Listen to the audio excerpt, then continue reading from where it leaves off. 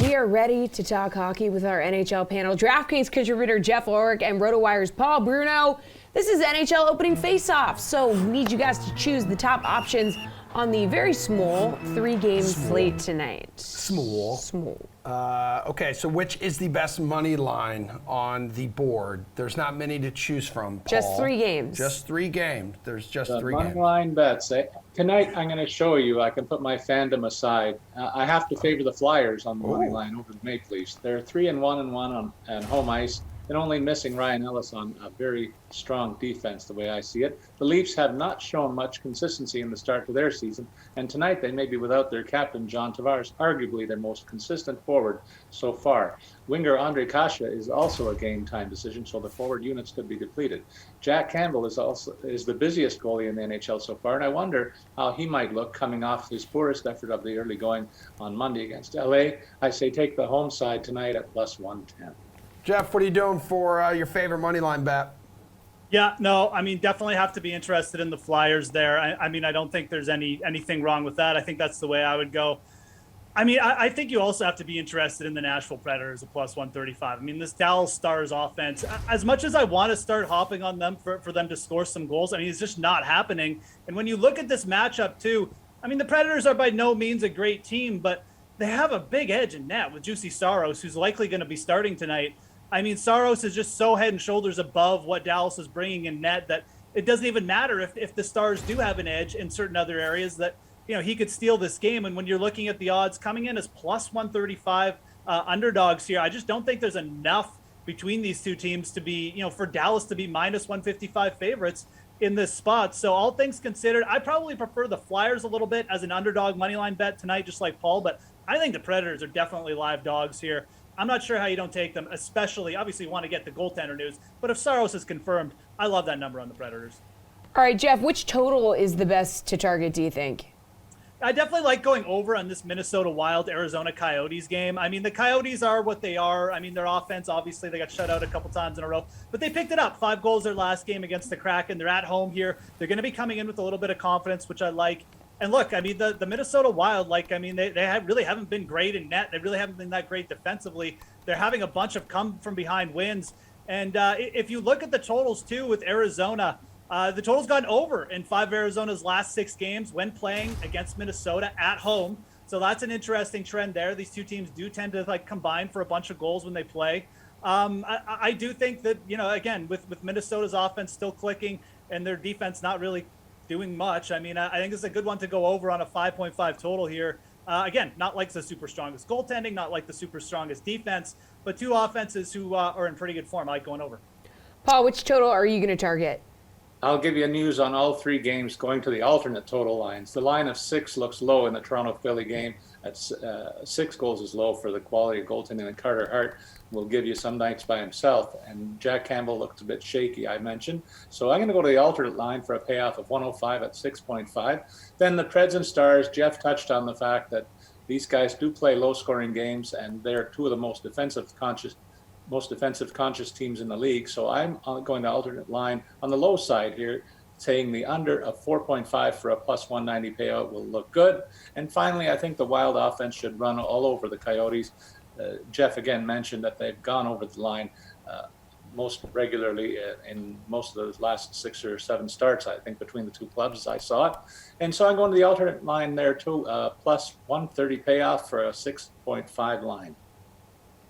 Hey, Paul, as you've mentioned, your Leafs are in action. All right, we're on the DFS side right now. Which one of their stars makes the most sense tonight?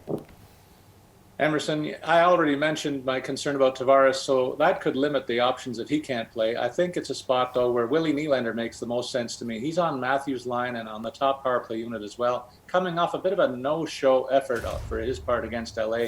Look for him to try to lead the offense, and that looks like the safest and cheapest play among the healthy trio of Leafs top guns. You know, when you consider the top 4 players on this team, they've scored all of the last 14 goals for this club. I wonder if there's a prop that says, will any other Leaf forward score tonight? I say Wee Willie, the best of the top guns, at $7,300.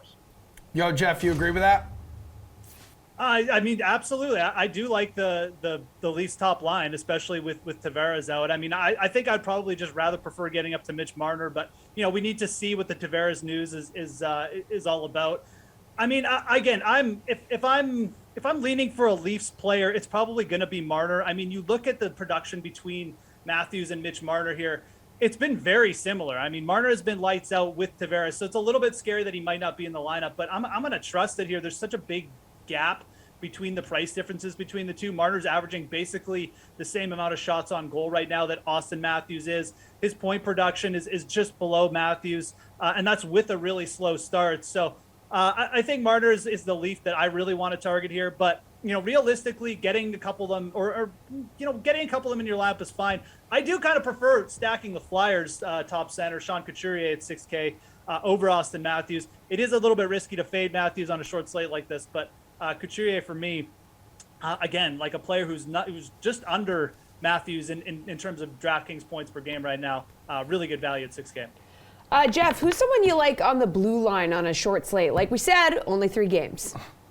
Yeah, Miro Heiskanen at 6K just looks like a really good value. I mean, I think it's between kind of him and Jacob Chychrun right there. But Heiskanen, I mean, realistically, he's just kind of like, in a lot of ways, he just is the Stars' offense. He got 4 assists in the last 2 games for them. I mean, he just does everything. He plays big minutes. You look at his shots on goal plus block shot rate. It's over 4.5 per game. I mean, that is elite for a defenseman, and he's still only 6K flat here.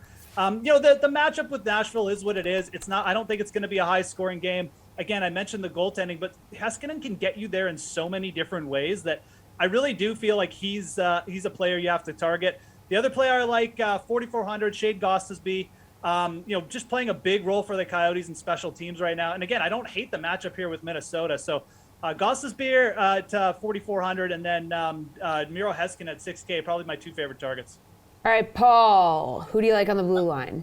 I'm going to go in between and highlight a couple of other defensemen. Ivan Provorov is the Flyers' most important blue liner, I'll say, and he's gotten off to a poor start offensively with only 2 assists in 10 games played, even though he has a +6 rating on the whole. Consider that this guy has totaled 27 goals and 86 points over his last 3 seasons, and you know how important he is when he's rolling along, and he's still part of their top power play, so I think he gets a shot to get off the schneid, and I expect him to be better than what he's shown so far. He only cost $4,700. And then a similar narrative applies to Dallas Stars' John Klingberg, who has also got only 2 points so far, though he's only played in 7 games this year. He's their top power play quarterback as well, and a guy who's topped the 40-point mark 5 times in his 7-year career, just missing that plateau in the shortened season last year, and he cost $4,900 in the home matchup against Nashville. All right, guys. 3-game slate. I ask for some value here. Who are you looking at to help you pull in value for your lineup, Paul?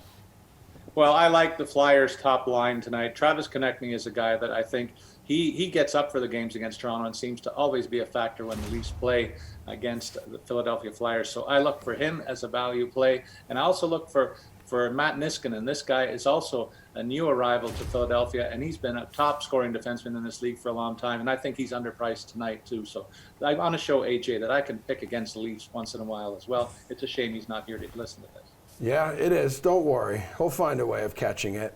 Hey, Geoff, best value on the DFS slate tonight is who? I like looking at this Arizona-Minnesota game, as I mentioned. I think it's going to be a ripe one for goals, and I think that's good for DFS. Some really cheap plays you can get exposure to in the top 6 on both sides. Phil Kessel, 3,100.